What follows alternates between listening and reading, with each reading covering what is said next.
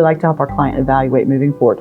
We want to partner with these people and to help them have a successful business all the way through the end game. Well, when we recognize that we have a client who is going to probably need to abort the plan, we turn them over to you, and we know that they're in good hands with you. So we get them introduced to you as soon as we can, and so that you can get through that process with them.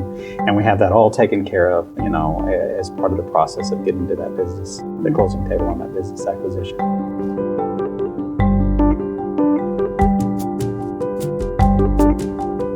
Directed 401k plan that gives any entrepreneur access to their retirement funds tax and penalty free if they're using it to buy, start, or add funds to an active business. The bulk of our clients are utilizing this process in a business acquisition, and they may combine these retirement funds with SBA financing, conventional financing, or seller financing. We've been offering this structure since 2003. The ability to do this is based in the Internal Revenue Code, obviously, and also the ERISA law of 1974. ERISA was passed in part to stimulate economy, and at that time, we kind of moved away from Grandpa's pension plan and more towards 401k plans. Specifically, Section 408E of ERISA allows individuals through their 401k to invest not only in publicly traded companies, like we all typically do, but also in privately held companies. It's a two-entity structure, and it works like this. The first thing we would do is form a C Corp for the client. The operating entity must be a C Corp, not an LLC, not an S Corp. Because of the types of shareholders we need to support, we'll form a C Corp for that client in the state in which they're going to be doing business. Due to the new tax law of 2018, a C Corp now only has one tier of tax, 21% on its profits, which is very favorable. We get that C Corp formed, the client will open a corporate checking account, nothing fancy there. And then we're going to move on to the second phase of the project, which is to form for that C Corp a 401k profit sharing plan. What's happening there, the client is adopting our master prototype plan that's already been given approval by the IRS, and then we're going to custom tailor it for him and his company.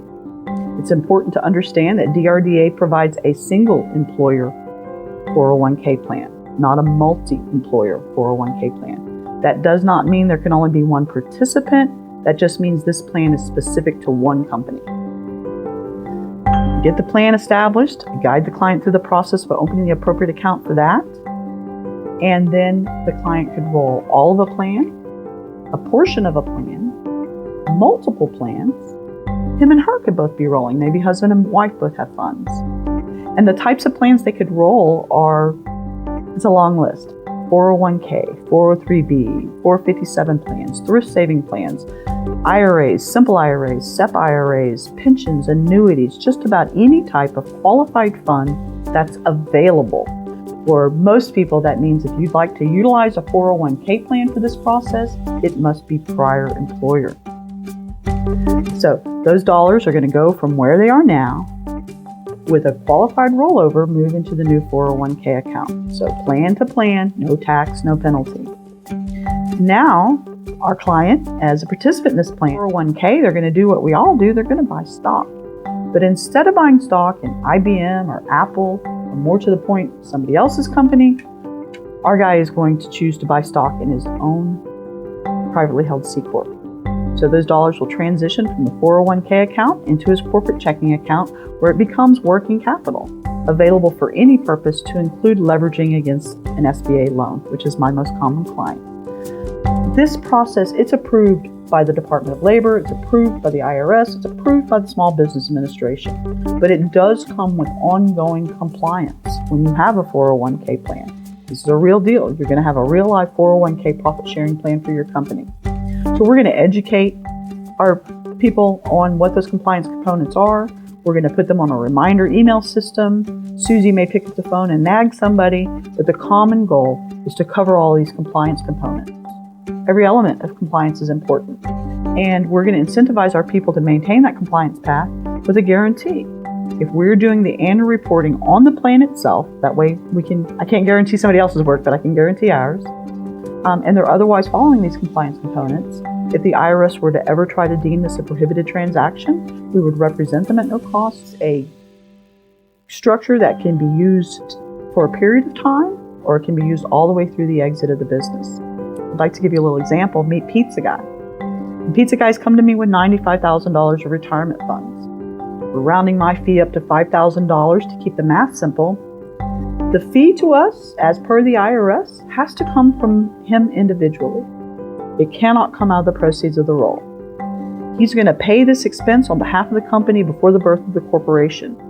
He will be reimbursed by the company for that, but for this one particular fee, he cannot be reimbursed in cash. He can only be reimbursed in kind. That means Pizza Guy is going to get $5,000 worth of stock individually in this company. And he's going to roll $95,000 from his old plan into the new plan, invest all $95,000. He has all $95,000 to invest because he lost none to tax or penalty erosion.